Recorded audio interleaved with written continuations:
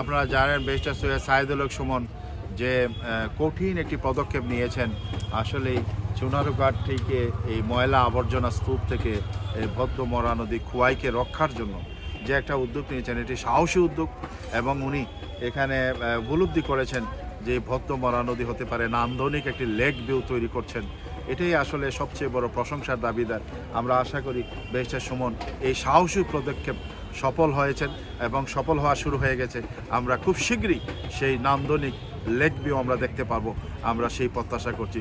সবাইকে ধন্যবাদ, ভালো থাকুন, সুস্থ থাকুন, আসসালামু আলাইকুম।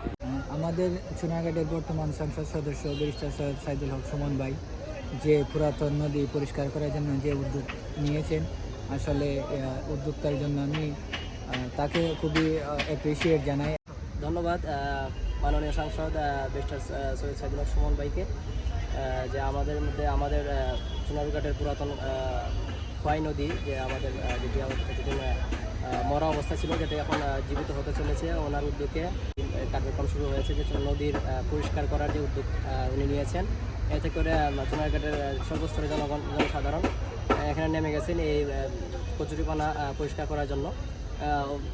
আমি মনে করি যে ব্যারিস্টার সৈয়দ সাইদুল হক সুমন ভাই যে উদ্যোগটি নিয়েছেন এটি অত্যন্ত প্রশংসার দাবিদার। তিনি মনে করেন যে চুনারঘাটের উন্নয়নের স্বার্থে এই মরা নদীটাকে আবার চালু করা দরকার বা জীবিত করা দরকার।